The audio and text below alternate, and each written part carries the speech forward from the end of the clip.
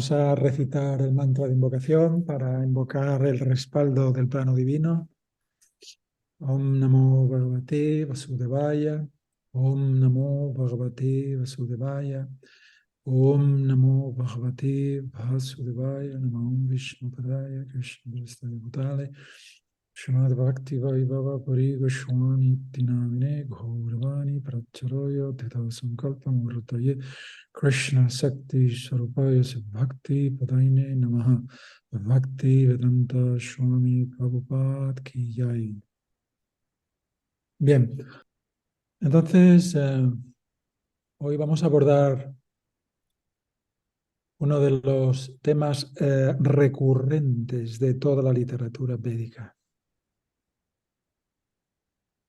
Recurrente porque hace tanto énfasis el conocimiento védico sobre este tema que voy a abordar, que se denomina en las fauces del cocodrilo de Maya. Tenemos que comprender y ser conscientes de dónde estamos. Estamos en un planeta que es un planeta muy diminuto dentro de un sistema solar que es diminuto dentro de una galaxia que es diminuta dentro de un sistema de galaxias. Ese sistema de galaxias se encuentra dentro de una manifestación cósmica. Entonces, si nosotros analizamos la posición astronómica de la Tierra en relación con otros planetas, por ejemplo, con el Sol, la Tierra es un planeta insignificante. En la cosmología védica se comenta que el Sol es 14.000 veces la magnitud del Sol mayor que la Tierra. 14.000. Y el Sol se mueve a una velocidad de 20.000 kilómetros por segundo. ¿Qué os parece?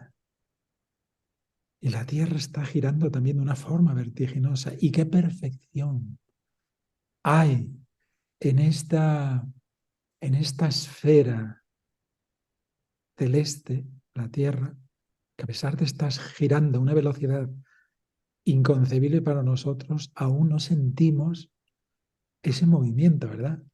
Por ejemplo, vamos en un coche, vamos a 80 kilómetros, vamos a 100, a medida que vamos incrementando la velocidad, vemos que el coche se empieza a movilizar, ¿verdad? Sentimos como que hay una resistencia del elemento del aire, también depende de la calidad de la calzada. Y la Tierra es un vehículo cósmico tan extraordinario como todos los demás planetas, que están rotando, gravitando cada uno en sus determinadas órbitas gravitatorias y en su velocidad gravitacional también, que no percibimos nada, ¿verdad? Qué interesante, ¿no? ¿No es digno de fascinación el reflexionar sobre estas características? Entonces, si nosotros reflexionamos sobre esto, podemos llegar a la conclusión de quién es ese ingeniero cósmico que ha diseñado estos vehículos, estos automóviles celestes, de una forma tan perfecta que ni siquiera sentimos su movimiento, cómo gira, ¿no? Movimiento de rotación, de traslación. No lo percibimos. Entonces, es importante comprender que estamos en la Tierra. Y la Tierra, conforme a la cosmología védica, se encuentra, es decir, vivimos en un universo multidimensional. Y la Tierra está en la dimensión más baja del universo. Es decir, si lo podemos equiparar a un edificio, digamos que la Tierra se encuentra en el bajo. Y todos los demás sistemas planetarios, sistemas solares y dimensiones están en un nivel superior, ¿no? Progresivamente.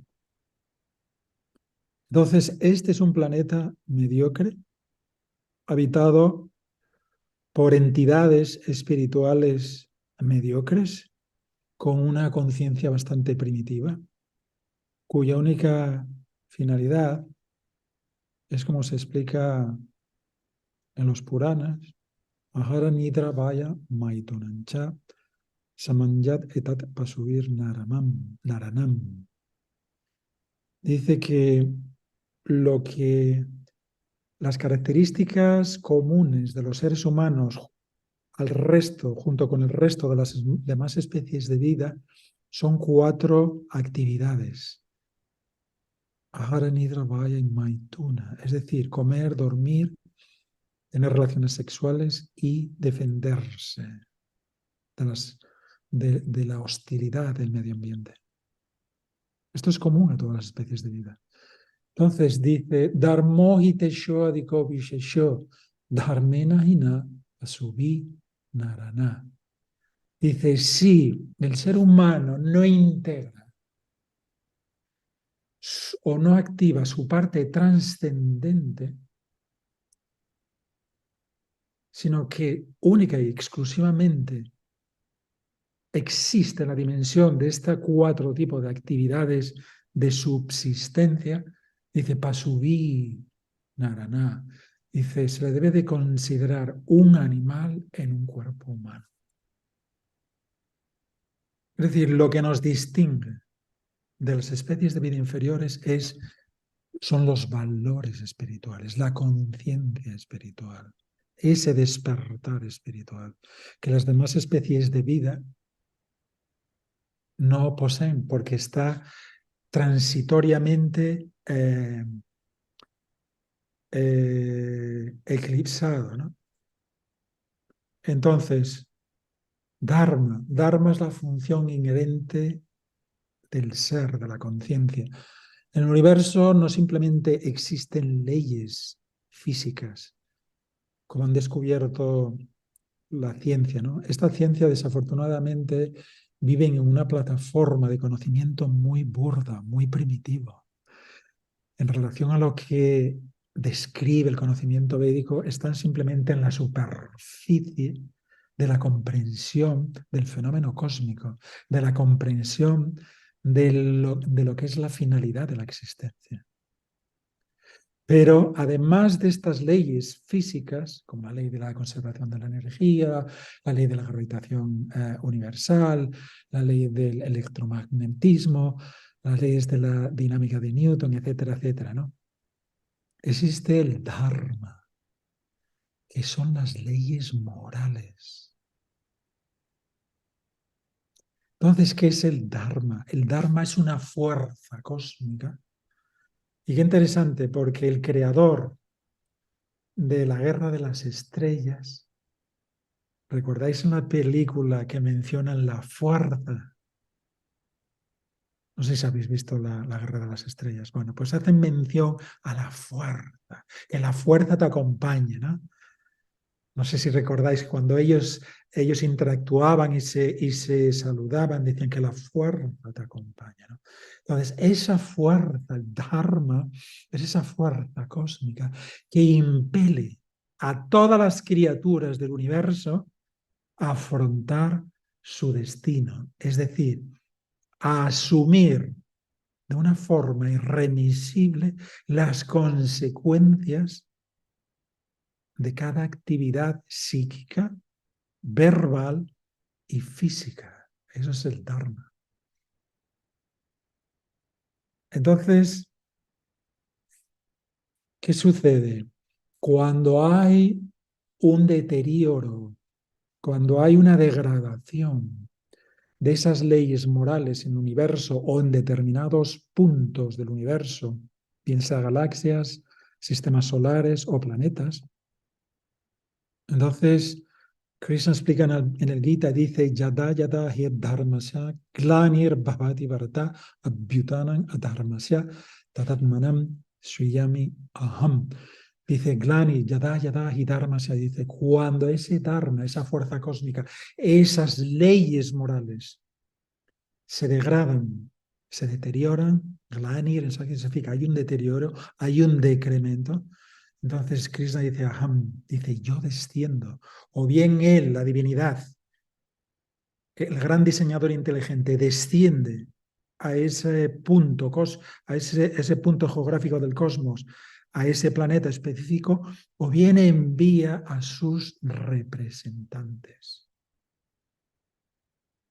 tipo Señor Jesucristo, Mahoma, Buda, y en nuestra línea de evolución espiritual, Srila Prabhupada, Srila Bhaktisiddhanta, Bhaktivinoda Thakur, los seis Goswamis de Vrindavan, y así nos remontamos, ¿no?, a siglos y siglos y siglos.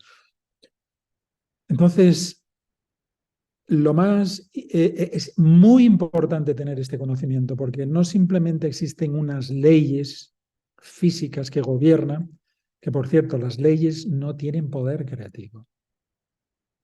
Lo que los científicos desconocen es que las leyes únicamente describen, las leyes físicas universales, describen actividades que habitualmente acontecen en el universo. ¿De acuerdo? Como la ley de la gravedad, la ley de la termodinámica, la ley de la conservación de la energía, pero no tienen poder de crear. Y de hecho, la ciencia a día de hoy desconoce lo que es la gravedad, desconocen lo que es la materia, hablan de la materia, pero lo desconocen. Desconocen lo que es la energía. Ellos dicen que la energía, específicamente el colectivo materialista o naturalista, ellos dicen que el universo no es más que una gran masa de energía. Pero si se les pregunta qué es la energía, a día de hoy no tienen una respuesta. No saben lo que es la conciencia. Es decir, esa fuerza que subyace, que impele a que este universo funcione. Y eso lo explica Krishna en la Gita, cuando dice, ¿no? Dice, además de estas energías mías separadas, de Bhumirapona, Loba, Yukammano, Bhuti, Revacha, Ahankarityam, Bemmina, Prakitiyashtada, dice, además de estos elementos materiales, estas energías, y las enumera, dice la tierra, el agua, el fuego, el aire, el éter. Dice, existe, dice, aparellan y tuastuanyam paktin vidime param, jiva bhutam mahabaho, yayedan daryate yagat. Dice, además de esos elementos físicos, existe otro elemento, dice, que es de una categoría superior. Es decir, está la categoría de los elementos materiales, que Krishna la cataloga como una categoría inferior, que emana de él, pero que está disociada. Y en el próximo texto dice, pero además de esto existe otra energía que es superior a estos elementos materiales, a esta energía material. Dice, y esa es la partícula consciente de vida. ¿Por qué es superior? Dice, porque es una unidad. Mamá Ivanso Jiva lo que Jiva Bhuta Sanatana, que eso nos explica en el capítulo 13 o el 15 creo que es. Dice, esta es una unidad de conciencia que emana de mí, es una parte integral mía. Entonces, como emanamos de la conciencia infinita, nosotros somos conciencia pero infinitesimal. Y somos superior porque la materia carece de conciencia. No tiene poder volitivo, no tiene poder de desear, de pensar, ni de actuar. Entonces, somos una energía superior. Entonces, debido a que esa conciencia infinitesimal está interactuando con la materia, Krishna explica en este verso, Jivabutam Mahabaho, Yayedan Daryate Jagat, dice Jagat, este universo, dice, se pone en movimiento. Es decir, el universo, sin la conciencia infinitesimal, es una masa de energía inerte. Pero cuando ese factor, esa partícula, es una partícula que es consciente, una partícula consciente de vida, entra en esta jurisdicción de la materia, entonces por su poder, esa conciencia, aunque es infinitesimal, impele y activa la materia. Y eso, cuando no se tiene conocimiento, parece ser que la materia que adquiere vida, adquiere conciencia. Pero todo lo, bueno, quizás alguno de vosotros lo habéis experimentado, ¿no? Un cuerpo muerto.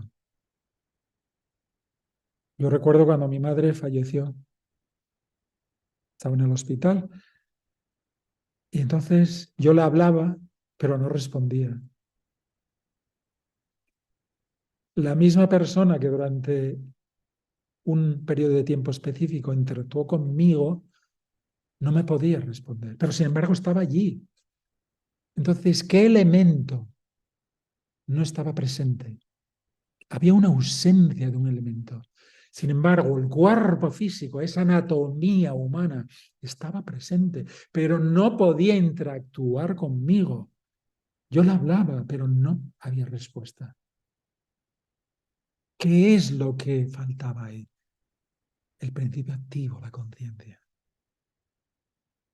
Lo había abandonado. Es decir, nosotros, cuando interactuamos, simplemente estamos interactuando con el cuerpo. Interactuamos con el cuerpo de Eugenia, con el cuerpo de Yara, con el cuerpo de Sridhama, con otros cuerpos. Pero lo que es el principio activo, ese jamás lo veremos.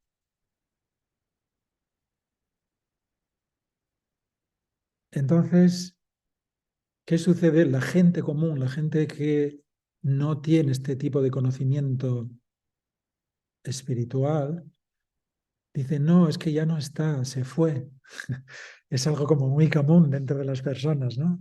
El cuerpo está presente, ahí está el cuerpo de esa persona con la que tú interactuaste. Entonces, ¿por qué te estás lamentando si el cuerpo está ahí? No, no, es que se fue. Es algo como intuitivo, ni siquiera son conscientes de lo que están diciendo. Y la realidad es que esa esencia, esa conciencia se fue, abandonó. Como cuando estamos en un coche actúa, se pone en movimiento cuando el conductor está dentro, lo dirige, lo activa, pero en cuanto lo para y abandona el automóvil, ese automóvil ya no tiene movimiento, no hay actividad. Entonces, este cuerpo, que eso lo explica en el Gita, ¿no? El capítulo 18, verso 61, ¿no? Donde dice, Yantra Rutani Mayaya. Dice, este yantra, dice la máquina. Krishna describe al cuerpo físico como una máquina. Es una máquina. Es una máquina que está dirigida transitoriamente o durante un tiempo específico por una conciencia infinitesimal, por una entidad espiritual. Entonces, ¿por qué lamentarnos por alguien que nunca hemos visto? Cuando se produce el deceso de las funciones vitales del cuerpo físico. ¿Por qué lamentarnos? Era lo que Krishna le estaba reprochando a Arjuna en el capítulo 1 y al inicio del capítulo 2. Le dice Arjuna, pero ¿por qué te estás lamentando? ¿Qué está sucediendo? Tú tienes un conocimiento superior, tú tienes una perspectiva superior de la vida. ¿Por qué te estás lamentando por estas personas a las cuales tú te tienes que enfrentar y las cuales van a perecer? Si son Brahman, como tú, como yo, ¿no? Cuando dice Natu Yatuna Sanatu Meme Janadipaha Nachaiva Vishamaha Sarvi Vayam Tata Param. Dice, nunca hubo un tiempo, Arjuna, en el que tú, ni yo, ni todos esos guerreros que están ahí esperando entrar en la batalla, no existiésemos. Siempre hemos existido en el pasado. Ahora estamos aquí, en esta fase del tiempo presente. Es decir, en la próxima secuencia del tiempo, en el futuro, seguiremos existiendo. Entonces, ¿por qué te lamentas? Te estás lamentando, dice, por lo cual aquellos que tienen conocimiento, dirás, los sabios, jamás se lamentan. Entonces es importante reflexionar sobre esto. Estamos ocupando un vehículo que ha sido diseñado por la energía material de Krishna bajo su supervisión. Entonces, la naturaleza material, o en sánscrito maya, es la aplicación cósmica que Krishna utiliza para diseñar cuerpos. Y los cuerpos se nos otorgan en función del nivel de conciencia que tengamos en el momento de abandonar el cuerpo que hayamos habitado durante un determinado periodo de tiempo. Por eso, Dharma, Dharmantu Sakshat Bhagavad Pranitam, dice Dharma, esas leyes morales, esa fuerza cósmica, eso es lo que tenemos que cultivar durante nuestra vida. Porque de lo contrario, cuando llegue ese momento final, el Señor Supremo va a hacer un cómputo de todo tu historial, de todo el desarrollo de conciencia que tú hayas realizado. Por eso explica Krishna en el Gita, ¿no? El capítulo 2, Jan Jam Bapis Maram Babam Tyaya Tyante Kalivaram Sada Tadbhava Bhavivita. Dice, cualquier estado que uno haya desarrollado durante el transcurso de su vida, dice, en el momento final, eso se va a manifestar. Es cuando, por ejemplo, en un comercio, ¿no? Al final del día simplemente le dan al botón del cómputo total de los ingresos. Ese es el resultado. Krishna en el momento final va a tocar ese botón. ¡Pum! Entonces, ese estado de conciencia que nosotros hayamos cultivado es lo que nos va a impedir a nuestro próximo destino. Y entonces, ¿qué va a suceder? Bajo su supervisión y el diseño de la energía material de Krishna Maya, se nos va a otorgar un nuevo capítulo, un nuevo vehículo, un nuevo disfraz. Por eso Krishna en el Gita, a través de todo el Bhagavad Gita, nos está exhortando a tienes que adquirir conocimiento, es importantísimo. ¿Por qué? Para que tú cultives tu conciencia. O sea, todo el proceso espiritual, todo el proceso de la evolución se fundamenta en la metamorfosis de la conciencia. Es ahí donde nosotros tenemos que invertir nuestro tiempo, nuestra energía y conocimiento. Por eso en el Srimad Bhagavatam, en el cuarto canto, en las instrucciones que el señor Shiva les da les imparta a los prachetas, les dice Sreyasam ihasarvesam yanan nishayasam param Sreyasam ihasarvesam yanan Sukantaratitus param gyananaur yasanarnavam. Dice, en este mundo material se pueden adquirir o conseguir muchos logros. Dice, pero de todos esos objetivos, de todos esos grandes logros que una entidad espiritual puede adquirir, dice, el más relevante, el más elevado, dice, es Gyanan. Esa es la adquisición de conocimiento divino. Dice, porque a través de ese conocimiento divino, ese conocimiento de la trascendencia, nos va a permitir surcar con éxito el océano de la existencia material, que de otra forma es imposible de surcar. Entonces, conocimiento, muy importante. Y no simplemente adquirir conocimiento, sino que haya una praxis de ese conocimiento. Y ese conocimiento lo adquirimos a través de las prácticas del Bhakti Yoga. Entonces nos encontramos en un océano de ignorancia ahora mismo. Cuando estamos hablando del fenómeno cósmico, estamos hablando de que estamos inmersos en un océano de ignorancia, donde lo que predomina no es el conocimiento, no es la luz, no es la sabiduría, es la ignorancia. ¿Y dónde comienza la ignorancia? Al identificarnos con la materia.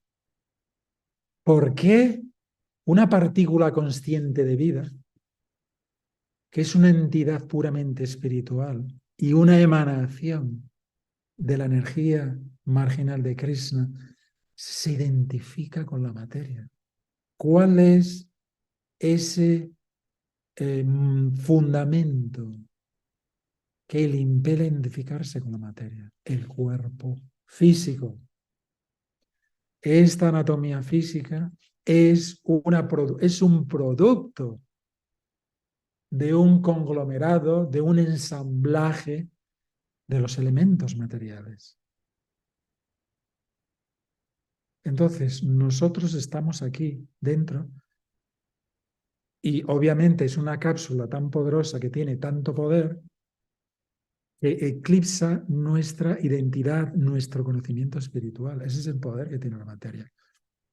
Pero recordemos que la materia es inferior a nosotros.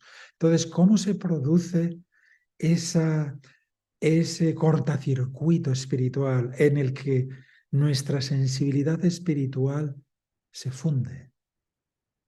¿Por qué se produce eso? Cuando la Jiva Chaitanya, la partícula consciente de vida, tiene un poder, se explica en los Vedas, de miles de soles. O sea, su poder espiritual, su conocimiento. ¿Por qué se produce eso? Cuando nos olvidamos, este es un punto importante porque es recurrente a través de toda la literatura védica, cuando esa entidad espiritual se olvida de su origen divino y su relación, por ende, con la divinidad, con el Señor Supremo. Ahí comienza el descenso, ahí comienza la opacación de la sensibilidad espiritual y de ese conocimiento inherente del ser. Entonces, ahora mismo nos encontramos en las fauces del cocodrilo de Maya. Qué interesante la analogía, ¿no? La energía ilusoria, la energía material, es un cocodrilo extraordinario. No sé si habéis podido ver cuál es la dentición de los cocodrilos. ¿Lo habéis visto alguna vez cuando ellos aperturan las mandíbulas? Toda esa línea de esa dentición que tienen. Entonces, ¿qué sucede? La energía ilusoria, ¿por qué es un cocodrilo? Porque a veces la presión que ejerce sobre nosotros puede ser más o menos intensa. Entonces, en función de la intensidad de la presión de la energía ilusoria sobre nosotros, consideramos que o bien somos felices o, de lo contrario, estamos afligidos. Pero todo es una cuestión de intensidad de la presión. Pero constantemente estamos en las fauces. Estamos enfermos. Una enfermedad que puede ser intensa, dolorosa, que se puede extender en el tiempo. Sufrimos. Cuando nos recuperamos, ¿qué sucede? Pensamos que, qué alivio, ¿no? He recuperado la salud. Pero lo que no comprendemos es que la presión de las fauces de Maya lo único que ha hecho simplemente es una distensión de la intensidad. Pero estamos en las fauces de la energía ilusoria. Y es interesante, ¿no? Porque las aflicciones se van combinando. O sea, esta aplicación de Maya es tan poderosa, está tan bien diseñada que a veces genera escenarios donde convergen a veces tres tipos de escenarios adversos, convulsos, que nos sumergen en estados de pesadumbre muy intensa. A veces son estados psíquicos, emocionales muy convulsos. A veces son estados físicos de deterioro de la salud. A veces son dinámicas que se producen en escenarios naturales como epidemias, hambrunas, sequías, guerras, huracanes, seísmos. Es constante. Otras veces ese cocodrilo del Aeschylus Soria hace un poco de presión y entonces experimentamos incomodidad, aprehensión, aflicción y dolor. ¿Por qué? Porque actores sociales en los ámbitos laborales, familiares, de amistades, del ámbito social en general, generan una actitud de animadversión hacia nosotros. A veces hay un factor, a veces son dos y a veces son tres que convergen. Entonces, cuando alguno de esos factores disminuye su intensidad, sentimos como, oh, qué alivio, ¿no? Entonces consideramos que esa disminución de la aflicción la etiquetamos como felicidad. Pero es un fraude cósmico desde el principio hasta el final. Ese es el cocodrilo de la energía ilusoria, que nos hace pensar que, bueno, ahora no estás tan mal, disfrutas de buena salud, eres popular en tu ámbito laboral, todo te va muy bien, todo lo que tú deseas se está materializando. Ya nos puedes pedir, eres feliz, ¿verdad? Pero estos escenarios son simplemente un castillo de naipes. Es decir, el cocodrilo cuando llega el momento, entonces va haciendo una presión y en ese momento que todo nos iba bien, en un instante se produce un caos total en nuestras vidas. Y yo no sé si lo habéis experimentado a nivel personal o en las vidas de otras personas que tenían una vida como todo les iba muy bien, todo era un éxito y en un instante ese imperio ficticio donde todo era supuestamente perfecto se desvanece. Yo recuerdo a una persona que conocía en la ciudad donde yo vivía y donde nací, y su padre era una persona que era un gran empresario, Javier Muñoz, muy inteligente, y todo le iba bien, una persona muy destacada en el ámbito empresarial, y en cuestión de un breve periodo de tiempo se arruinó. Todas las empresas quebraron. Esto es la realidad de la existencia material. Este es el cocodrilo de la existencia material. No existe garantía. Por eso Krishna, en el capítulo 18, en el verso 66, de una forma muy explícita, muy transparente, muy contundente, esta es la esencia. Después de haber descrito diversos niveles de conocimiento, el capítulo 18 es como la síntesis, el colofón final de toda esa exposición filosófica y teológica. El verso 1866. Sarva dharmam parityaja manekam saranam braya aham tvam sarva pappabhyo mokka jishami ma suchaha. Dice, abandona tus expectativas por completo de ser feliz aquí. Dice, porque nunca lo vas a conseguir. El gran arquitecto cósmico, el diseñador inteligente de infinidad de universos, nos está aseverando categóricamente que nunca lo vamos a conseguir.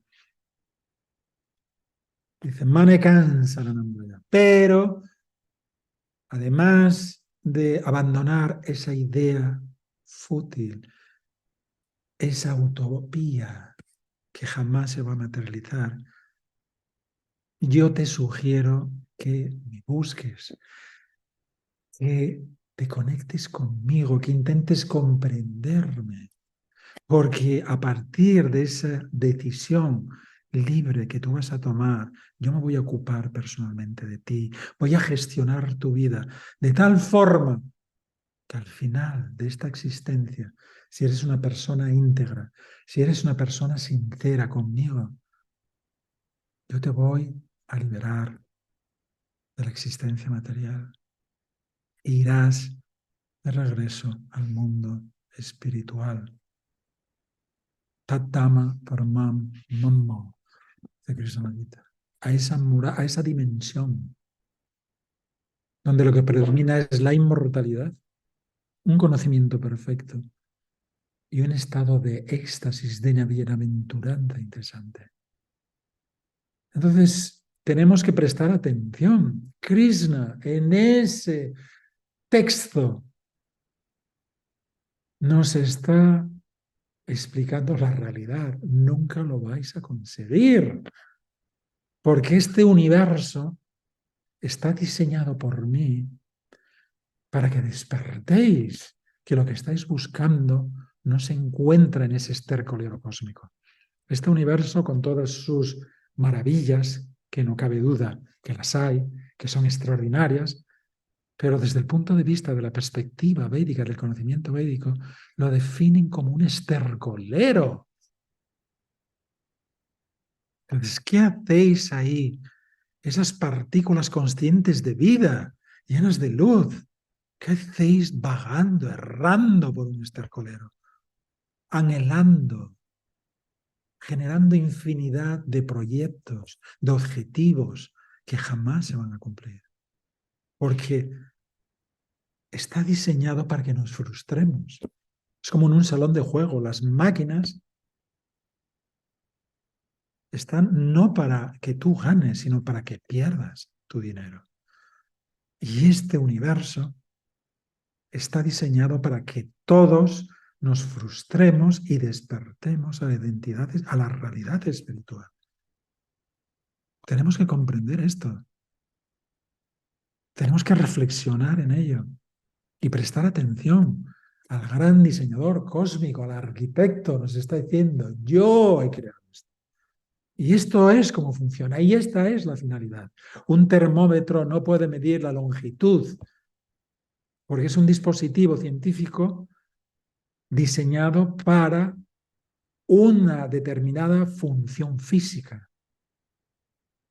Y el Señor Supremo, el gran arquitecto cósmico, Krishna, nos deja muy claro, no lo vais a conseguir. Y de hecho, aquí estamos, una representación existencial más. Y todavía no lo hemos conseguido. Esa es la realidad. Todavía no lo hemos conseguido. Entonces, ¿por qué no prestar atención, ser inteligentes, si yo procedo de una secuencia en una continuidad de la existencia, en la eternidad del tiempo, y no lo he conseguido hasta ahora? ¿Por qué tengo que insistir en algo que no voy a conseguir? ¿Por qué invertir todo mi tiempo, recursos, energía, habilidades, conocimiento en algo que no voy a conseguir?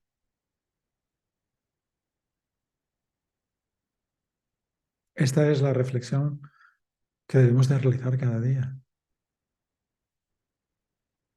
Al final del juego siempre vamos a perder, porque es un juego diseñado para que perdamos siempre. ¿Con qué finalidad? Que nos frustremos, que despertemos.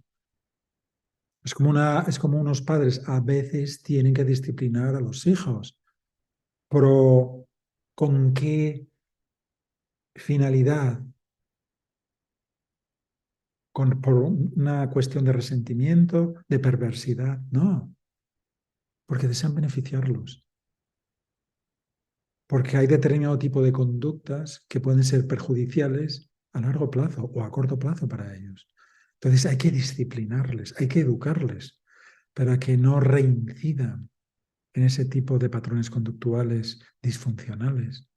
Krishna, análogamente, está intentando educarnos para que despertemos, que nos lo tomemos en serio, si así lo decidimos, porque jamás va a interferir en ese infinitesimal libre albedrío o capacidad de elección. Pero nos lo está diciendo, sé inteligente, escúchame. No lo vas a conseguir. ¿No? Y también lo explica, ¿no? Mangu Pitya Punarjamma Dukalayan Sasvatan, que se dice la Gita, ¿no? Dice, este fascinante manifestación cósmica, dice, es transitoria y además de... O sea, constantemente nos está advirtiendo, nos describe de lo que es la realidad o la ficción en la que estamos inmersos. Si en el pasado no lo hemos conseguido y ahora no lo vamos a conseguir, ¿por qué insistir? ¿Dónde está la inteligencia? ¿Dónde está el discernimiento? ¿Verdad? Eso sería la inteligencia. Si no lo he conseguido antes y ahora tampoco lo voy a conseguir, por deducción lógica, tampoco en el futuro lo voy a conseguir. Es así de claro, ¿no? No es fácil de digerir, no es fácil de aceptar, pero bueno, depende ya de cada uno, ¿no? O sea, si uno quiere seguir navegando en este océano deplorable y doloroso, bueno, pues Krishna tiene toda la eternidad. Y nosotros somos una partícula infinitesimal de esa eternidad de Él, entonces podemos estar aquí eternamente, construyendo imperios, desarrollando objetivos, programas, proyectos, eternamente. ¿Y qué sucede al final? Krishna lo explica en el Gita, en el capítulo 10. Mrityu Sarva Haras Chaham. En ese momento final, aunque tú hayas construido un imperio, en el momento más inesperado yo voy a presentarme. ¿Cómo? Mrityu, la muerte. Y todo se acabó. Y en un instante te voy a despojar de todo eso que tú con tanto anhelo, con tanto esfuerzo, con tantas adversidades y tribulaciones construiste. En un instante te voy a despojar de todo eso. Y lo estamos viendo. Y lo hemos visto. ¿Dónde están todos esos grandes imperios, todos esos grandes emperadores? ¿Dónde están? Y esos imperios en la historia, en las páginas de la historia, nada más. Susurros en el tiempo pretérito. Eso es la realidad de este plano. Entonces, esta es la realidad. Estamos constantemente en las fauces del cocodrilo de la energía ilusoria, en función de la intensidad, de la presión de las fauces sobre nosotros, consideramos que estoy afligido o cuando esa presión disminuye, soy feliz.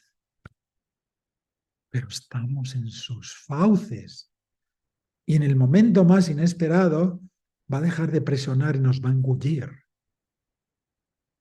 Eso es la muerte final. Eso es la realidad final. Y al final, en este juego, todos somos perdedores. Absolutamente todos. Hemos venido aquí desnudos, nos vamos a ir con algún traje, pero no nos vamos a llevar nada más que ese traje que nos ponga. Esa es la realidad. Todos los objetivos, todo lo que hayamos logrado, patrimonio a nivel financiero, todas las adquisiciones que hayamos acumulado en esta vida, no nos van a acompañar. ¿Y qué es lo que nos va a acompañar? las consecuencias de cada actividad psíquica, verbal y física que hayamos realizado en el transcurso de nuestra existencia. Eso es lo único que nos vamos a llevar. Por eso Krishna dice en el Gita, Karmano hi apiboddhavyam bodhavyam chavi karmana. Karmana hi apiboddhavyam gahana karmano gati. Dice, los entresijos de la dinámica del karma, dice, son muy complejos de comprender. Dice, por eso uno debe adquirir conocimiento de lo que es la acción correcta, de lo que es la inacción y lo que es la acción correcta. Muy importante. Y esto, de nuevo, nos remite a lo que el señor Shiva explica en el cuarto canto del Srimad Bhagavatam a los prachetas, ¿no? Que mencioné. Shreyasan Ihasarvesan Yanam Niseyasam Param. Sukantaratidus Param Yananaur.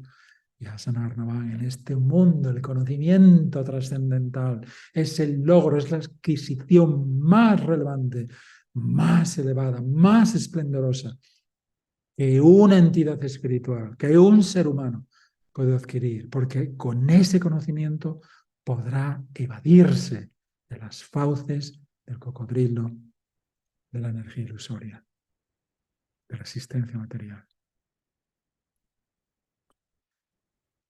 Bien, ¿hay algún comentario, algún interrogante al respecto? Shedama, muchas gracias. ¿Puedes enseñar a nosotras más sobre el dharma? Dharma es un deber que debemos cumplir en la vida.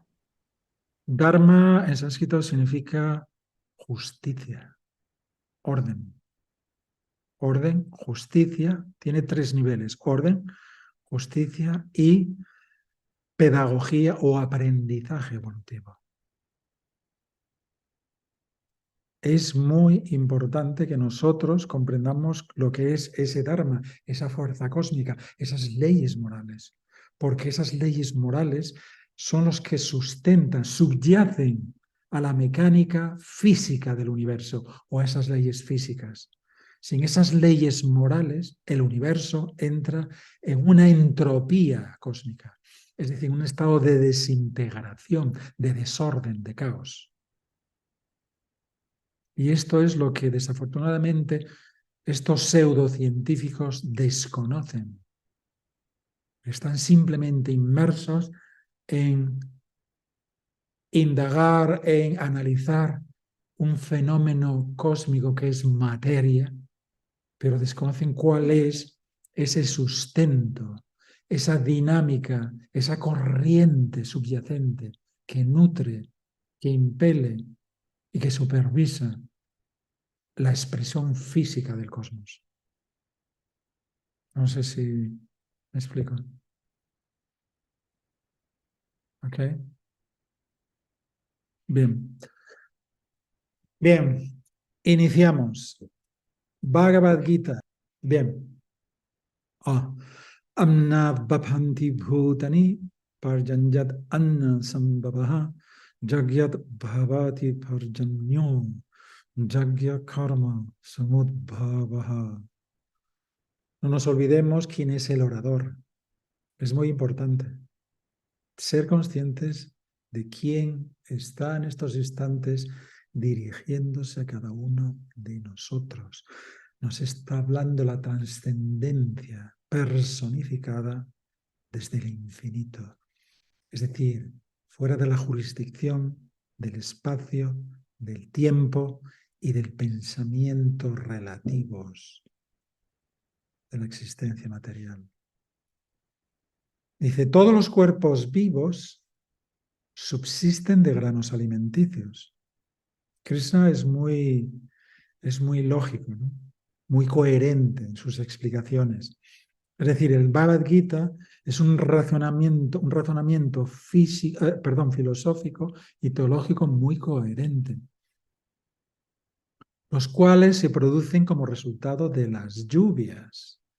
Las lluvias se producen como resultado de yajna, sacrificio, y el sacrificio nace de los deberes prescritos. Bueno, aquí Krishna nos está describiendo cuál es la secuencia de la realidad existencial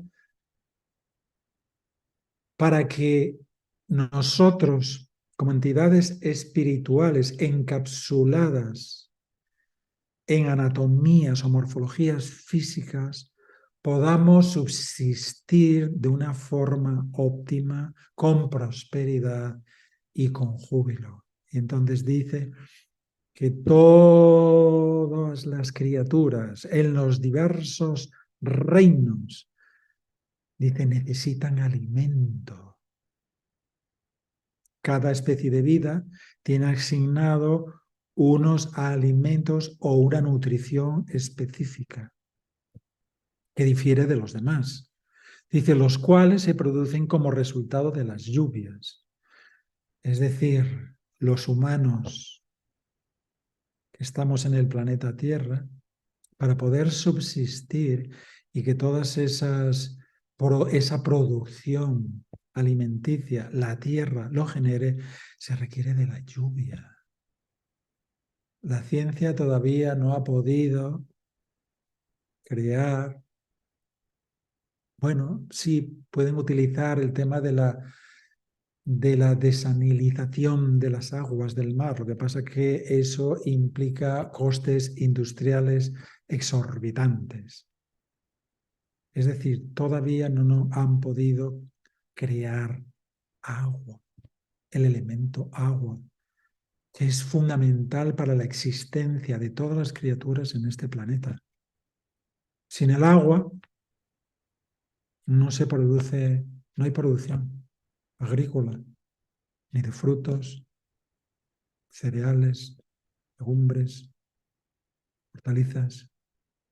No es posible. Y de hecho vemos que cuando se producen grandes hambrunas, una civilización entera puede perecer por esas sequías intensas. Entonces dice, las lluvias se producen como resultado de yagya, o sea, el sacrificio. El sacrificio nace de los deberes prescritos, es decir, todos nosotros tenemos un deber prescrito. Si yo me dedico a los temas intelectuales, pues bueno, pues tengo ahí por ejemplo, los brahmanes, ¿no? Que se dedicaban al cultivo del estudio, del conocimiento védico, ¿no? Los que están en el ámbito de la administración, pues ese es su dharma, o sea, esa es su responsabilidad. Están después el ámbito de los vaisyas, que son los empresarios, el ámbito empresarial. Eso es su responsabilidad. Y después están pues los demás, ¿no? El colectivo obrero, ¿no? Entonces cada ser humano tiene una responsabilidad, tiene un deber que cumplir. Pero para que esos deberes tengan éxito, un éxito real en nuestras vidas, dice, tenemos que practicar yagya. Yagya, ¿qué significa? Esas actividades o esas responsabilidades tenemos que conectarlas, direccionarlas para la conexión con el Señor Supremo. Atapumbir duya shrestha varnasama vivagasa sanotistasya dharma sensitir paridushanam, se explica en el primer canto del Srimad Bhagavatam. Dice que cada uno que cumpla con su deber prescrito, pero su finalidad debe ser que con esas actividades que tú realizas para tu subsistencia, la finalidad debe ser conexión para complacer, para satisfacer al origen de la existencia, de la vida. Y entonces ahí vamos a obtener éxito. Entonces, aquí Krishna nos está hablando de algo muy elemental.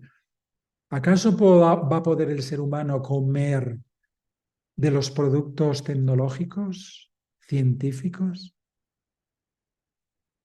¿Va a poder subsistir en base a la tecnología? Cuando hay apetito, cuando no hay necesidad de ingerir alimentos, ¿podremos ingerir, alimentarnos con chips o otro tipo de dispositivos? No va a ser posible. Es única y exclusivamente la tierra.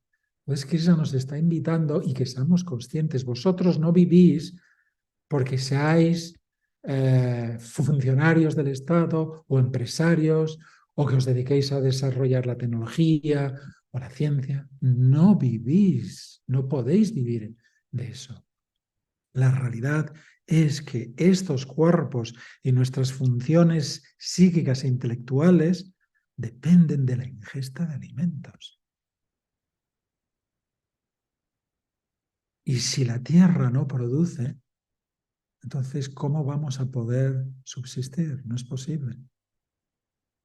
Krishna nos está invitando a que desarrollemos la perspectiva de la realidad. Tú no vives de tu trabajo.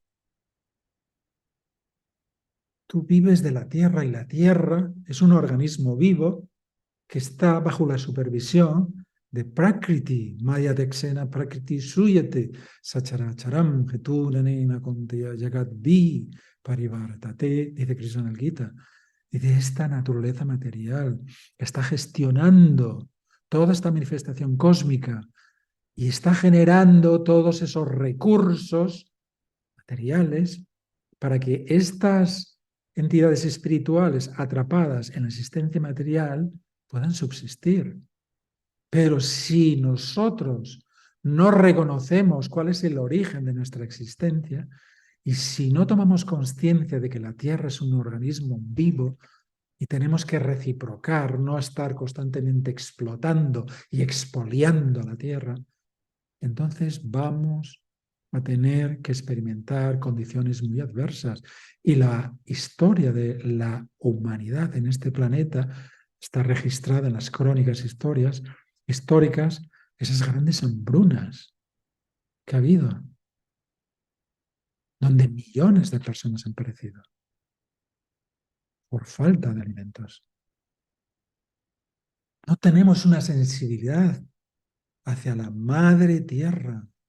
Por eso en los Vedas se dice, ¿no?, que hay 7 tipos de madres. Denur, Dati, Trata, Pripti, Saptaita, Matara, Smitaha. Dice, la nodriza es una madre, la madre biológica es otra madre, la vaca, que nos alimentamos cuando somos bebés de su leche, es otra madre. Dice, la esposa del maestro espiritual es otra madre. Y la tierra, dice, esa madre.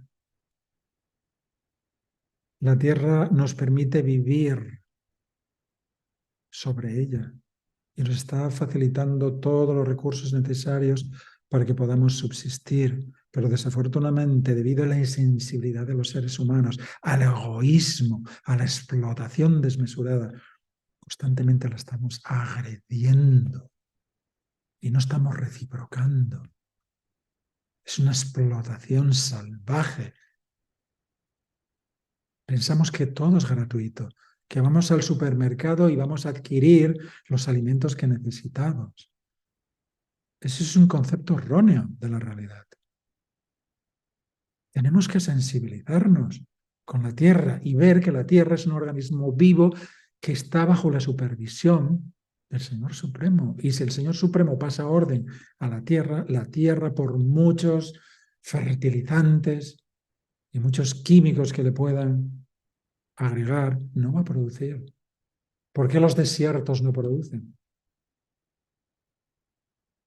No tienen el poder, la energía creativa de producir.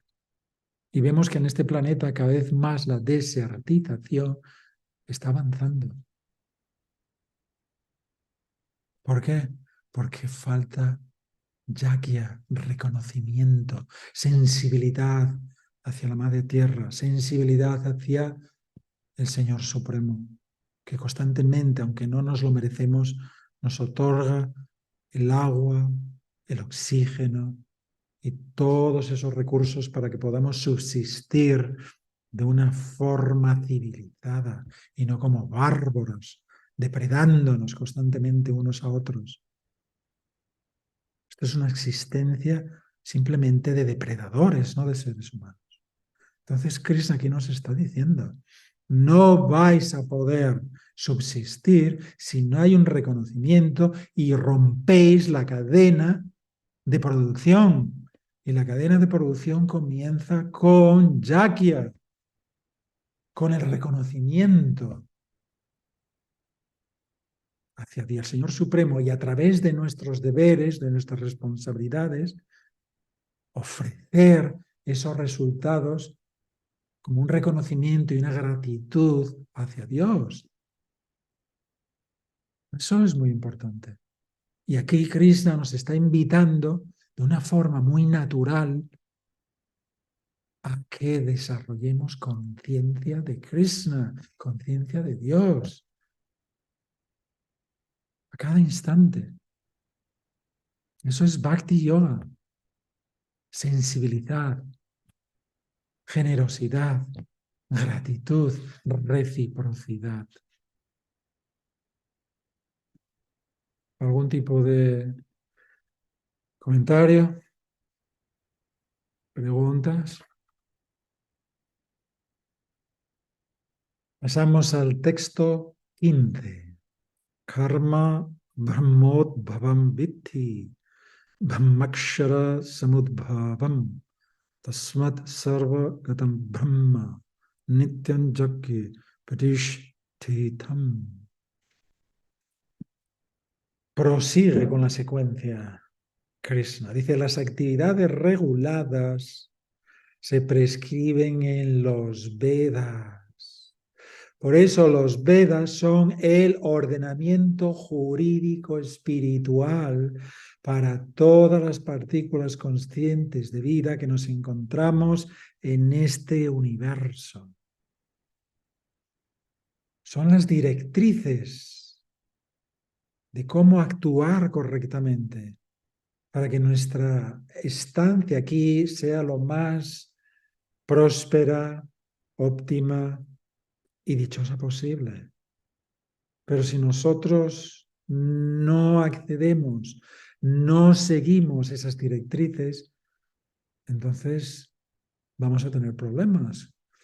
Como en el ámbito social, si nosotros transgredimos las leyes penales, entonces vamos a tener que, se nos va a sancionar y vamos a sufrir por ello.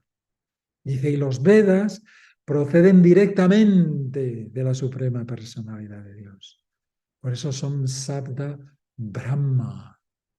Es decir, el primer elemento que entra y genera la creación y el desarrollo de la manifestación cósmica es Sabda, es el sonido.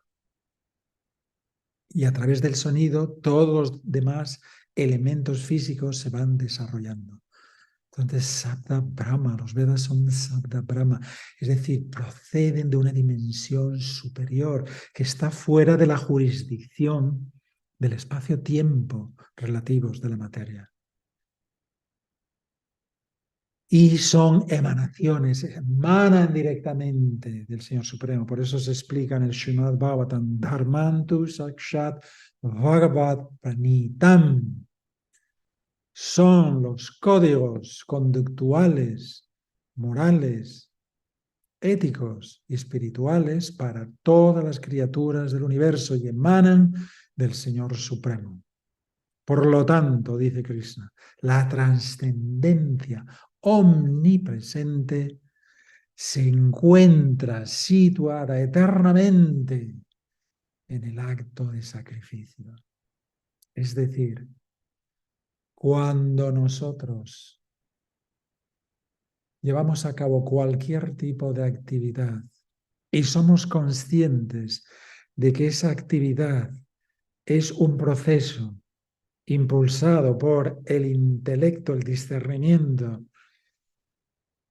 la decisión y finalmente la materialización a través de la actividad, es un proceso que desciende directamente y todos esos elementos que intervienen son emanaciones del Señor Supremo, ahí estamos creando una secuencia de reciprocidad, de sacrificio, de reconocimiento. Y Krishna está ahí presente. Mayatatam idam sarvam jagadavyaktamurtinam matsthani sarvabhutani na chaham teshu avastitaha. Ahí está presente el Señor Supremo. Cada acción que nosotros realicemos, intelectual, psíquica, verbal, física, cuando esa acción, cuando esa energía está canalizada para vincularnos, para sintonizarnos con el Señor Supremo e intentar complacerlo, satisfacerlo, entonces ahí la trascendencia al Señor Supremo está presente. Es decir, toda nuestra vida debe de ser un acto de sacrificio. Sacrificio sinónimo de satisfacción, de complacer, de vincularnos con la dimensión divina. Y entonces todo lo que hagamos tendrá un éxito. No simplemente será exitoso en los resultados materiales, sino que además se nos va a eximir de las consecuencias de nuestras actividades. De lo contrario, quedaremos atrapados inexorablemente bajo las secuencias de causa y efecto, de acciones y reacciones hacia infinito. Texto 16. Evam pravartitam chakram nano vartayati ajaha aghayu indiyaramu mogham parta sajivati. Jivati, vive, el que vive, jiva. Jiva es partícula consciente y jivati, el que vive, el que tiene una existencia, la conciencia. Entonces, aquí la traducción. Mi querido Arjuna, aquel, o mi querido Pablo, o mi querida Eugenia, o mi querida Yara, dice, mi querido Arjuna, aquel que en la vida humana no sigue el ciclo de los sacrificios establecidos por los Vedas, dice, lleva ciertamente una vida, aquí dice llena de pecado, pero en la terminología moderna podemos decir, lleva una vida de frustración y de transgresión, y como consecuencia tendrá que experimentar los frutos amargos de la aflicción y el dolor. Esto es lo que hay. Las reglas del juego no se pueden quebrantar. Y si se quebrantan, estamos expuestos a que se nos aplique un severo correctivo. Esta es la dinámica, el funcionamiento del universo y de las leyes universales. Puede ser que desconozcamos cuáles son las consecuencias de la combustión del fuego, pero si nosotros nos ponemos en contacto con el fuego, vamos a recibir las consecuencias, quemaduras de primero, segundo, tercer grado, o incluso perecer. Un niño, un adulto, un adolescente, un joven, pueden desconocer esas leyes de combustión ígneas del fuego, pero no están exentos de quemarse. La ignorancia no es un eximente. Las leyes cósmicas son extremadamente severas. Por eso es importante adquirir conocimiento. Y toda la literatura védica nos está instando a que Atato Brahma Jigyasa se dice en el segundo aforismo del Vedanta Sutra. Como humano, Tu responsabilidad es adquirir conocimiento de esas grandes interrogantes existenciales que surgen en el interior de algunas personas. De lo contrario, estamos expuestos a recibir sanciones, penalizaciones por infringir las leyes. Esto es la realidad. Vivimos en un cosmos, en un organismo cósmico que está regido por unas leyes muy estrictas y los infractores tienen que ser penalizados. ¿Cómo? Pues hay un amplio catálogo de cómo se nos aplican esas infracciones.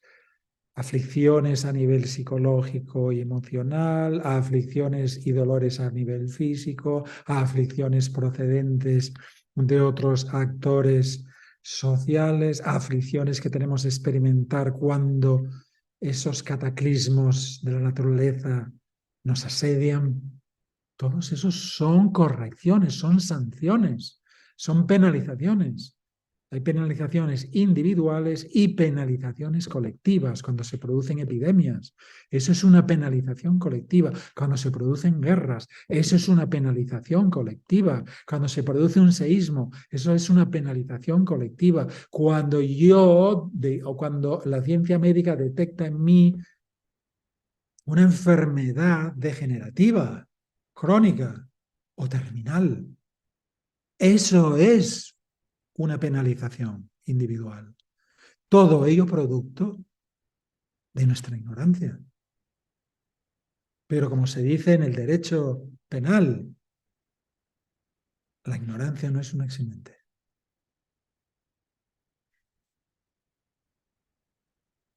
Entonces, dicha persona vive en vano, porque solo vive para la satisfacción de los sentidos.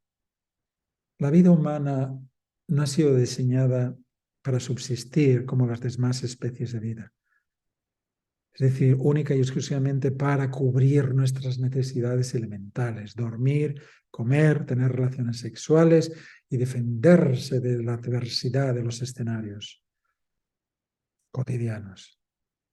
Eso es la función de las especies de vida inferiores, pero los humanos tienen una finalidad, tienen un objetivo muy superior que se describe en los Vedas y es Om Atato Brahma Jigyasa. Ahora que tienes un vehículo humano, tú, Jiva, o Jivati, como Krishna dice, tú que vives, tú que existes en este instante, en esa morfología o anatomía física, en este espacio de tiempo específico del presente, es tu deber, es tu responsabilidad indagar acerca de la trascendencia. Es decir, de esas grandes interrogantes existenciales que acucian a algunos seres humanos. ¿Quién soy yo? ¿Por qué y para qué estoy aquí? ¿Cuál es mi origen? ¿Qué hay más allá de la frontera de la muerte? ¿Existe alguna dimensión superior? ¿Otro estado de existencia distinto al que yo experimento cada día? Esto es lo que tenemos que indagar y no cómo mejorar nuestra calidad de vida. Eso ya está predeterminado. Tashaiva heto paryateta kovido naladyate yat brahmatan uparyada. Dice el Srimad Bhagavatam. Dice, aunque te esfuerces al máximo de tus posibilidades, que utilices todo tu tiempo y energía y tus recursos en conseguir aquello que tú crees que te va a proporcionar esa paz, esa felicidad interior, no lo vas a conseguir.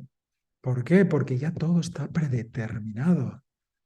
Eso es el karma, una acción, una consecuencia de una acción efectuada previamente y ya tiene un destino, ya tiene una consecuencia que no podemos alterar.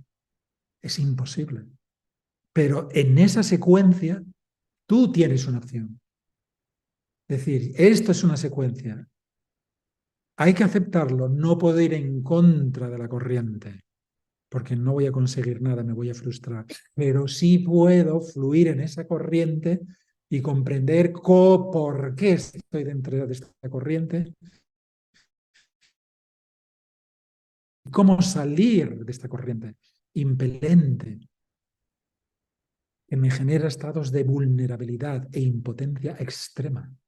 Eso es, sí lo podemos. Esa es la única posibilidad que tenemos. Si nosotros abordamos en un viaje aéreo destino a Nueva York y resulta que nos damos cuenta que cuando ya hemos abordado el avión que no era a Nueva York donde queríamos ir, sino que queríamos ir a Los Ángeles, pero ya estamos en el vuelo. No tenemos posibilidad de modificar, pero dentro o durante el transcurso del vuelo podemos realizar múltiples opciones. Puedo descansar, puedo leer un libro, puedo escuchar música, puedo dialogar con un pasajero que está a mi lado, puedo deambular por el pasillo, puedo comer algo o beber. Eso sí lo podemos hacer, pero no podemos alterar el destino, que es Nueva York. Entonces, dentro de esta secuencia kármica, tenemos la opción. Ya todo está predeterminado. Bien, ¿por qué me voy a forzar por algo que ya está determinado? Es decir, el partido ya ha sido determinado quién va a ganar y quién va a perder. Entonces voy a sacarle partido, valga la redundancia, a esta situación. Es decir, como ya estoy dentro de una corriente impelente, voy a dejarme fluir, no voy a poner resistencia, pero en ese navegar puedo ir organizándome para que la próxima secuencia o la próxima elección genere unos resultados muy distintos y me lleven a mí a comprender, a elevarme, a salir de esta corriente impelente existencial kármica. Esa es la opción. Entonces aquí dice, ¿no? Krishna aquí está hablando, ¿no? Dice, no sigue el ciclo, es decir, no podemos romper las reglas del juego.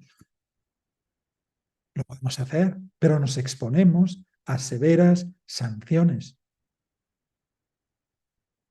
Y después nos encontramos en escenarios que son totalmente adversos, convulsos, dolorosos, y nos lamentamos. Pero no somos conscientes que nosotros somos los arquitectos de nuestro propio destino. Hemos creado este escenario que ahora estamos viviendo, lo hemos diseñado en el pasado, en el pretérito. Entonces, ¿por qué no empezar a diseñar escenarios futuros desde una comprensión espiritual superior para que esas consecuencias sean positivas, sean constructivas, productivas en nuestra vida y no tengamos que afrontar circunstancias que son de lo más desagradables, dolorosas, adversas, tremendamente adversas? No sé si todos vosotros tenéis vivencias de algunas de esas circunstancias en vuestra vida, pero son tremendas. En un instante tu vida puede cambiar y la dinámica del karma te puede situar en un escenario insoportable, de una aflicción, de un dolor intensos. ¿Somos víctimas? No. Somos responsables. No existe el victimismo, que hoy tanto se elogia, tanto se invierte. Una sociedad victimismo cuando somos todos responsables de nuestros actos. de nuestras palabras, de nuestros pensamientos, de nuestras actividades. Todo está teniendo un impacto energético en nuestra vida. Puede perjudicar levemente o intensamente a otros actores sociales, pero los realmente perjudicados vamos a ser nosotros, porque el karma es un boomerang. What goes around comes around. Lo que tú lanzas es un boomerang, va a regresar de nuevo al origen que generó esa energía, esa acción. Entonces Krishna aquí nos está invitando, no rompáis, no quebrantéis las reglas del juego. Porque dice, dicha persona vive en vano. Qué interesante, ¿no? En sánscrito es Mogan, en vano estáis viviendo.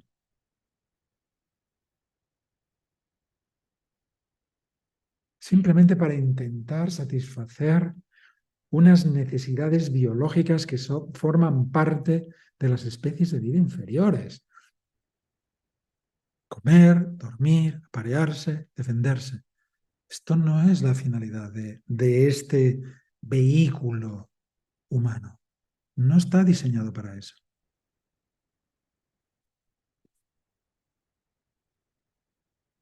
¿Algún comentario respecto a este texto? ¿Preguntas? Texto 17. Yastu atma ratir vasyat atma triptas chamanavaha atmani evacha santushtas tasya karyam navidyate.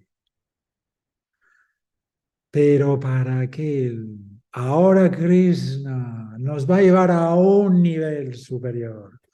Primero ha estado hablando de que hay un ciclo como seres humanos, tomar conciencia, ser responsables, ser inteligentes y cumplir con lo elemental.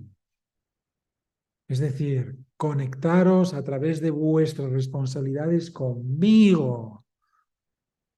Y entonces ahora Krishna nos lleva a un nivel superior y dice, pero ¿para aquel? Es decir, eso es para lo que describió Krishna, es para aquellas personas que se encuentran en un estado de conciencia primitivo. Cómo intentar subsistir aquí lo mejor posible, de la forma más óptima. Eso es un estado primitivo de la conciencia. Ahora Krishna nos va a llevar a un nivel superior y describe el tipo de personas que están más allá de ese escenario de subsistencia básicamente animal.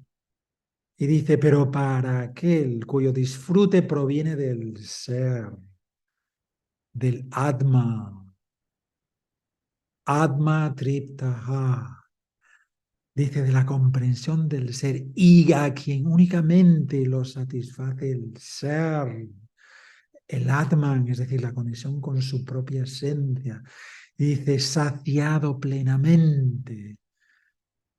Wow, dice, santushtaha, plenamente.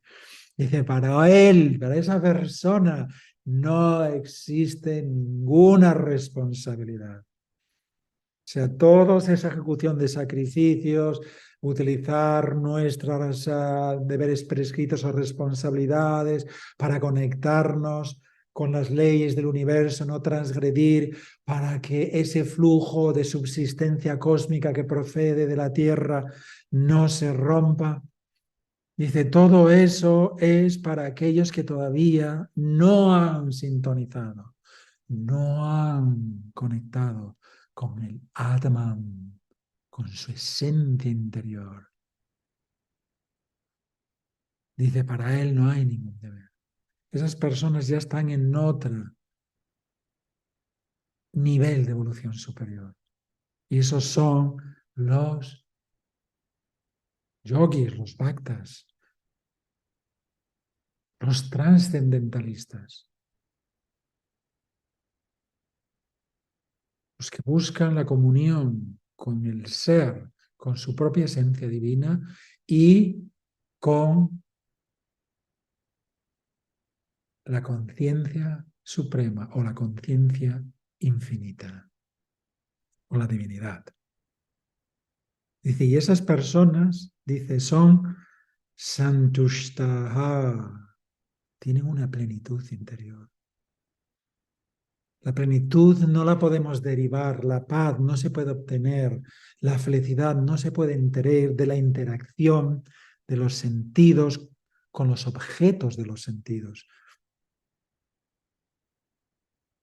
Esas interacciones que utilizan nuestros 5 sentidos con el escenario material, con los objetos materiales, jamás pueden generarnos esa plenitud, esa paz, esa dicha interior. ¿Por qué? Porque el Atman, la esencia divina, el principio activo que mantiene en funcionamiento esta anatomía física, las funciones de la inteligencia y las funciones psíquicas, es superior a la materia. Para eso hay que conectarse con la dimensión del Atman, que es la dimensión divina del ser. Y ahí es donde los grandes, las almas iluminadas, no, Atma Triptaha, Krishna dice, esas almas iluminadas pueden derivar esa plenitud, esa satisfacción, esa paz, no de la interacción de los sentidos con la materia en sus múltiples manifestaciones. Edificios, automóviles, escenarios sociales, financieros, políticos, científicos, médicos, laborales, familiares. No es posible, porque es la materia interactuando con la materia. Pero el principio activo, Atman, Tattvan así, Ayam Atma Brahma, se explica en los Upanishads. Tattvan así, tú, Tattvan, ¿sabes qué te dice? Tuan, tú, Ayam Atma Brahma. Tú perteneces a esa dimensión Brahma, divina, trascendente. No perteneces a este plano de existencia inferior. Estás confundida. Tu inteligencia, tu sensibilidad espiritual, tu perspectiva espiritual ha sido degradada, ha sido eclipsada por la influencia y la interacción con la materia. La materia tiene el poder de degradar la sensibilidad y la inteligencia y la conciencia espiritual de la partícula consciente de vida. Por eso todo el conocimiento védico está fundamentado en la disociación. Disóciate por completo de la materia, desarrollando desafección, desarrollando indiferencia.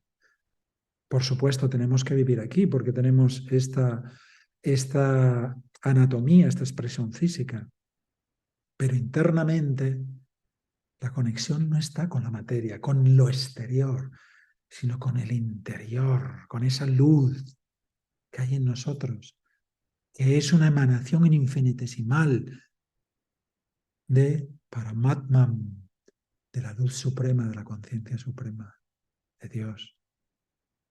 Esa es la realidad. Y entonces Krishna aquí dice, para estas personas, ellos no tienen ninguna responsabilidad con nadie.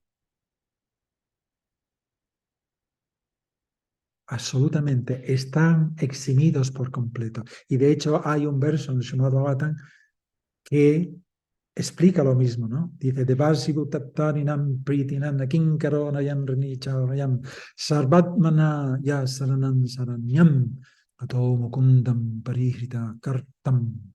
Dice, aquellos que se han dedicado única y exclusivamente al servicio de Mukunda, el que otorga la liberación, dice, para ellos, esas personas están eximidas de todo compromiso con los semidioses, con los ancestros, con las familias, con los sabios, con la sociedad, con la tierra. Dice, para ellos están por completamente eximidos de todas esas responsabilidades. ¿Por qué? porque se han integrado, han invertido su tiempo, su energía y su conciencia en la conexión con Para Brahman, con la conciencia suprema, con la conciencia infinita, con Dios. Todos los demás están endeudados y tienen que reciprocar, tienen que saldar todas esas deudas.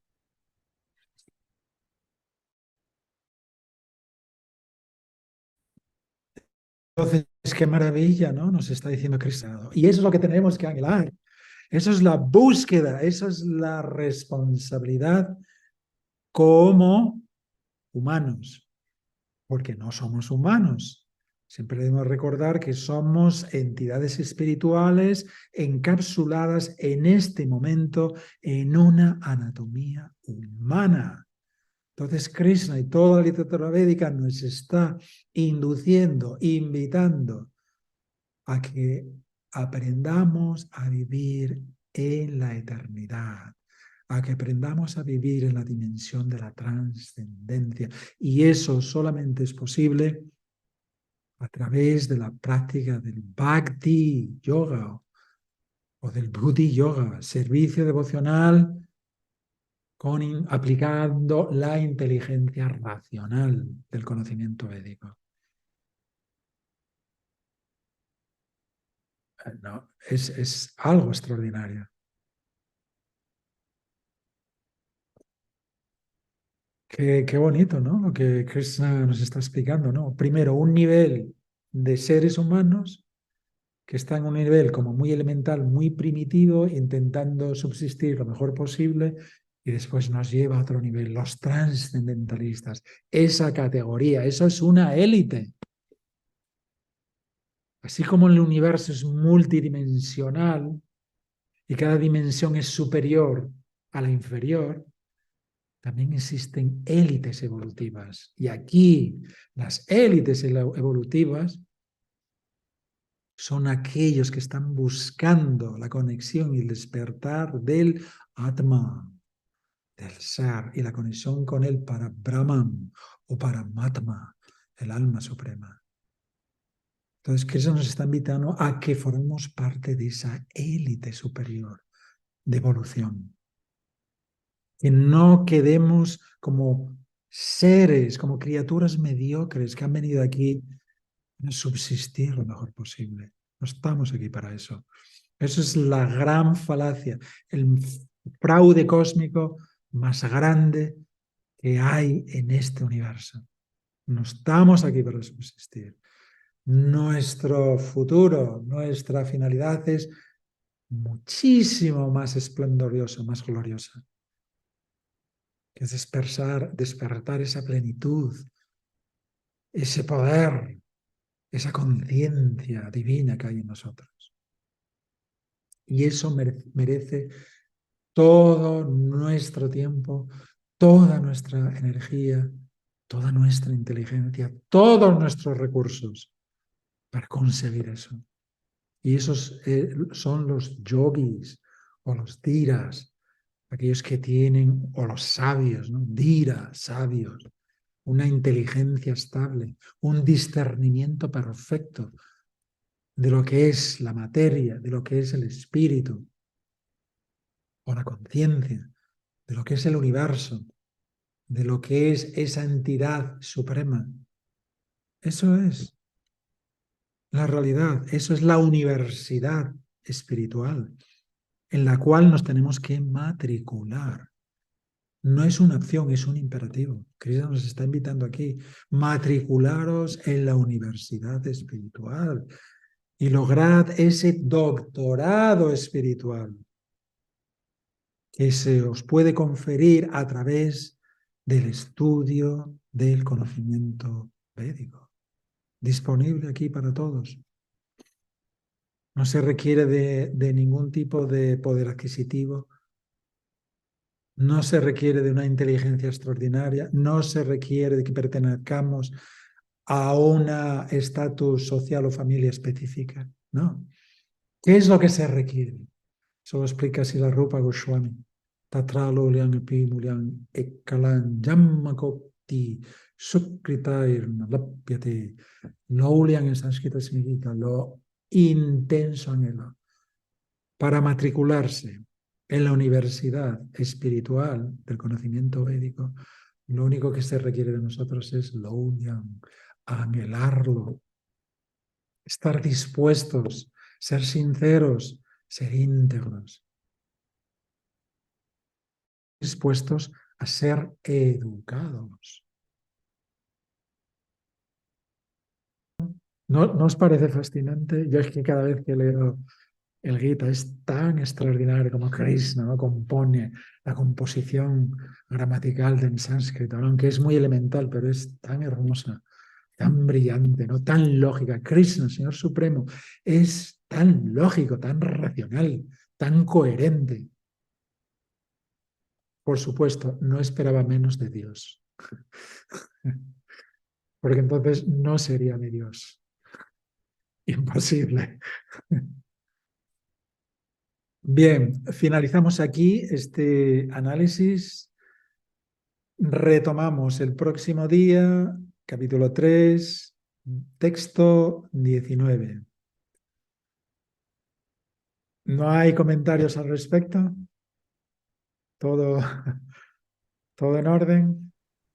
No, muy interesante, todo muy interesante, pero bastante claro, no hay lo que decir realmente. Ok, muy bien, me alegro. Me alegro de que sea un buen profesor. Que, no, que los alumnos lo tengan todo como muy claro, ¿no? Que no haya que dar explicaciones a posteriori. Bien, vamos a finalizar con análisis de la temática del servicio devocional. Bien, aquí la pregunta que le formulan los discípulos a Srila Bhaktisiddhanta Sarasvati dice, ¿cuánto tiempo permanece la partícula consciente de vida condicionada o atrapada en la existencia material? ¿Cuánto tiempo? Respuesta. Dice, hasta que el servicio devocional o la práctica del Bhakti Yoga no eclosione por completo en las partículas conscientes de vida, ellas no pueden comprender cuál es su identidad consustancial como unidades de servicio del Señor Supremo.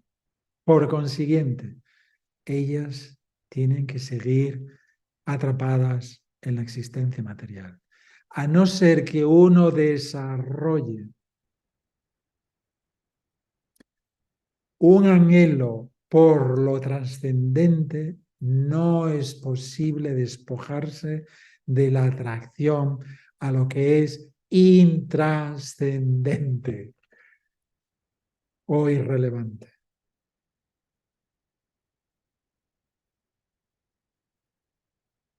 Pasamos a la siguiente pregunta.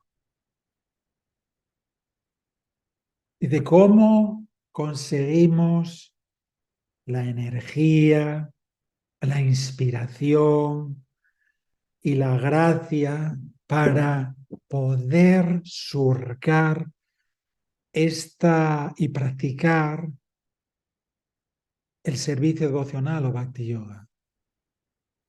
Respuesta. La gracia y la energía espiritual son investidas en la conciencia cuando una persona se refugia por completo y dice en el preceptor espiritual.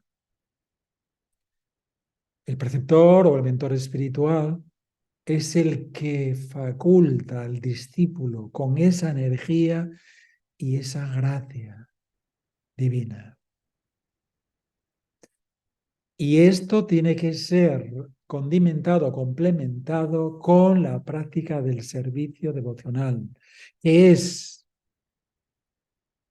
el obsequio del preceptor espiritual y que tiene la capacidad de gradualmente diluir todos esos patrones disfuncionales a nivel conductual, a nivel psicológico, a nivel emocional, que hay en nuestro interior. Y sin embargo, si uno no aborda esas prácticas del servicio devocional o se vuelve indiferente hacia ellas, entonces esos patrones disfuncionales de nuevo resurgirán. ¿Y qué sucederá? Van a interceptar que esa gracia, ese poder espiritual descienda de la dimensión divina. Por gradualmente llevar a cabo las prácticas espirituales del servicio devocional, entonces ese poder, esa conciencia divina se va desarrollando. Dice, sin embargo, es necesario proteger esa planta o esa semilla que está emergiendo en nuestro interior correctamente mediante las prácticas del Bhakti Yoga del servicio devocional.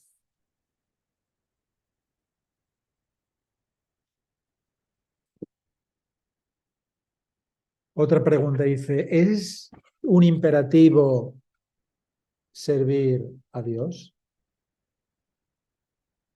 Respuesta, dice, nuestro deber es servir al preceptor espiritual y a Krishna, al Señor Supremo. Y continúa y dice, y nosotros continuaremos haciendo eso. Y que el Señor Supremo, Krishna, haga lo que Él considere necesario con nuestra vida. Tenemos que aceptar lo que Él vaya diseñando y disponiendo en nuestra vida sin argumentar. Qué interesante, ¿no? O sea, el Bhakti, el servicio devocional, se fundamenta básicamente en un estado gradual y progresivo de ir depositando nuestra confianza, nuestra convicción, en que si nos, por el mero hecho de practicar servicio devocional y seguir las instrucciones del maestro espiritual fidedigno, nosotros vamos a obtener la perfección, sin duda alguna. Pero tiene que haber esa confianza, esa entrega, esa actitud de servicio plena, sin reservas de ningún tipo.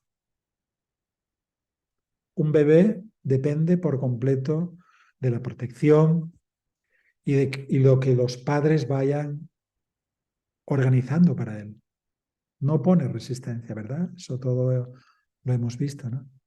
Pues nosotros tenemos que ser esos bebés en las manos del Maestro Espiritual y del Señor Supremo, que ellos vayan diseñando nuestra vida.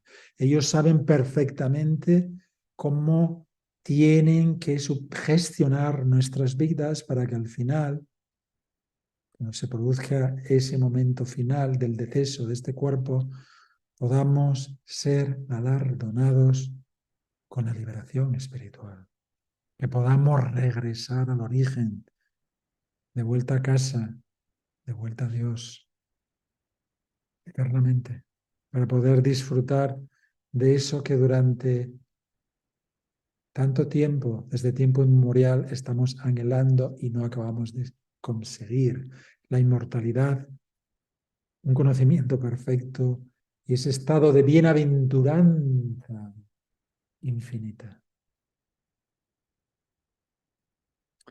Finalizamos aquí. Bueno, queridos,